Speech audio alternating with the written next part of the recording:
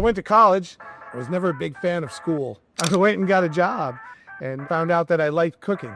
I became a chef and worked in a lot of nice restaurants. It just seemed to me a great occupation because I could go anywhere and find a job within a pretty reasonable amount of time and pay bills, and afforded me the opportunity to move up. And I went from cook to head chef to general manager, and I can't imagine me doing anything else. Having a beer with Fred is really about getting to people's passion and what makes them tick. Having a beer and having honest, frank, clear conversation that inspires our audience is what it's about. Hey, Charles, good morning. God, good morning. How are you?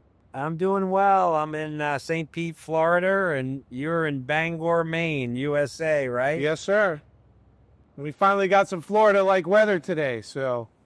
Finally. That's awesome. Give us a little bit of your background. How'd you end up in the restaurant business? How'd I end up in the restaurant business? It's all I've ever done. My grandfather owned a restaurant bar and built it in the 50s. My father took it over, and I grew up in it. My dad, unfortunately, passed away. They sold it a couple of years ago, but it operated for quite some time in the same spot. I went to college. I was never a big fan of school. I went and got a job and found out that I liked cooking.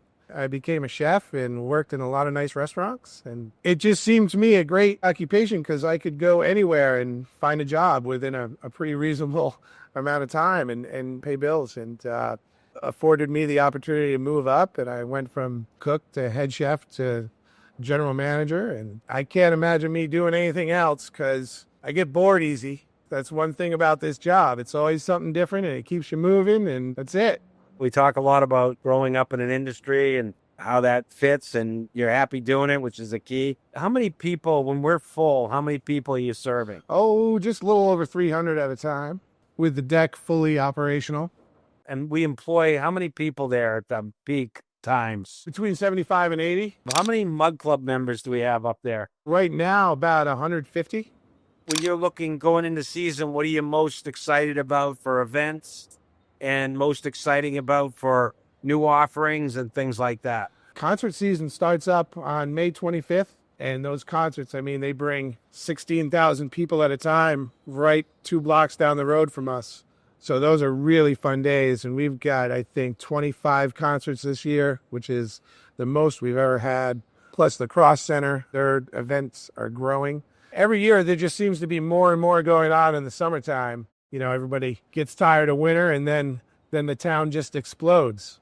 That facility and property, because you run it well, and I think the future's bright there. We basically haven't fully rebuilt the building, but we've done a lot. We're pretty done a lot close to it. So I mean, that's the part of having a facility this large. It's a blessing and a curse. It's great because we can seat so many people and feed them quickly, and we've got 4 different banquet rooms that we can fill. But you also have a lot of things that can go wrong just with the facility, and it does get challenging at times financially to keep everything fixed. But you have to keep it going. yeah, you do. And it's nice to see that the town, I mean, politically, that it was a very aggressive 20 years ago. The town got together and took a real initiative to try to make some events happen. And really, the concert venue could have been in Portland, to be honest, knowing a little bit behind the scenes, downtown Portland. They had it on the waterfront. And it ended up benefits Bangor, kind of sucked away from Portland, but it's exciting. And I want to thank you, the Maine hockey program and the Maine football program and the University of Maine. You always tell me how great a job you do for them, which doesn't go unnoticed, but doesn't always get said. They appreciate it. I know that some of our key fans like Nate Goward and Bruce Elam, who are down in southern Maine, are always excited to come up and go to hockey games and football games and stop by the Dog down there on the waterfront. But I actually had a buddy, Pat McGowan, who makes pontoons for seaplanes.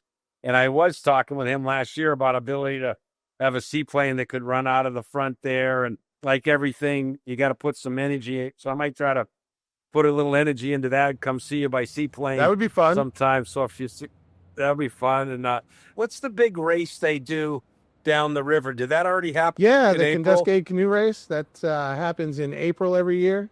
finish right outside the restaurant here, and we put a big tent out back and give the racers. It's always cold day, so they get chili and chowder that we donate for the event, and we get about.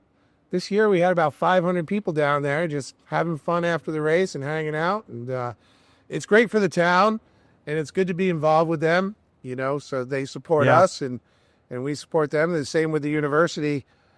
We've always had a great relationship with them, and we just had the UMaine women's basketball end-of-year banquet here the other night. 112 people they brought in. Nice.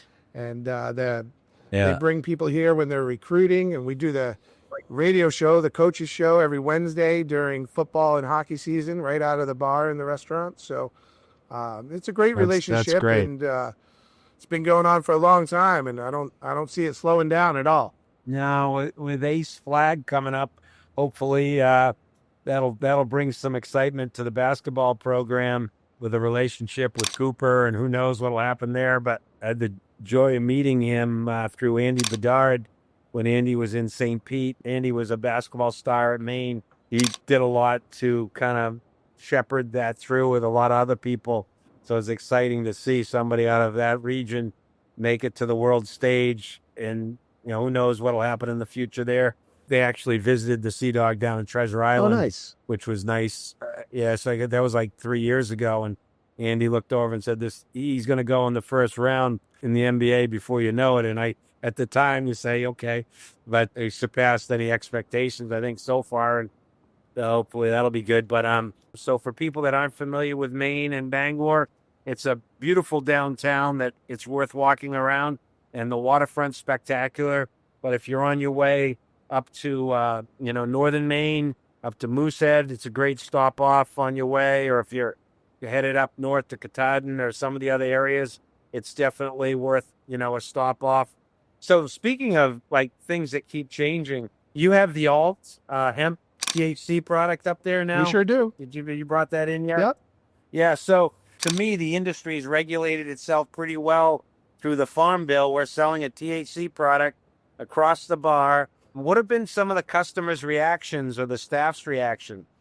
Well, at first, it was surprise that we were selling that product, but all the reaction we've gotten so far has been very positive. People enjoy them. They have one or two, like it says, a playful little buzz that they get, and they're not drinking alcohol. So far, I've heard nothing bad about them at all, and people seem to enjoy them. And as the days warm up, we're starting to sell more of them too. So who would have thunk, right? Like growing up in high school, the guys smoking weed around the corner, hiding under a bridge or whatever. In a parking lot somewhere. It's pretty.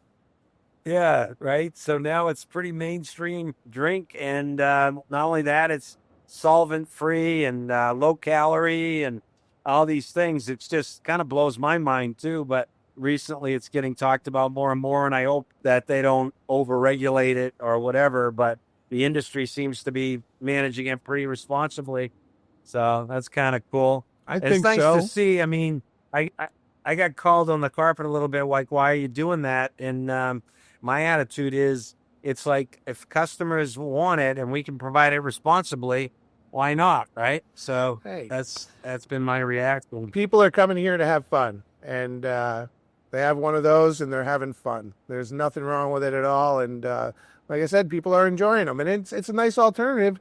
I love beer, but sometimes you want a sweet little treat, and you drink one of those, and you're getting basically the same effect. So it's a nice little switch. Are you doing any live music anymore? No, we don't do that very often anymore. It gets a little loud for people, and people use us as a dinner place with their families. Yeah, we're a very family-friendly location, trying to build community and continuing to do that. And I appreciate the time, Charles, and we will, keep fighting the good fight, keep moving. Absolutely.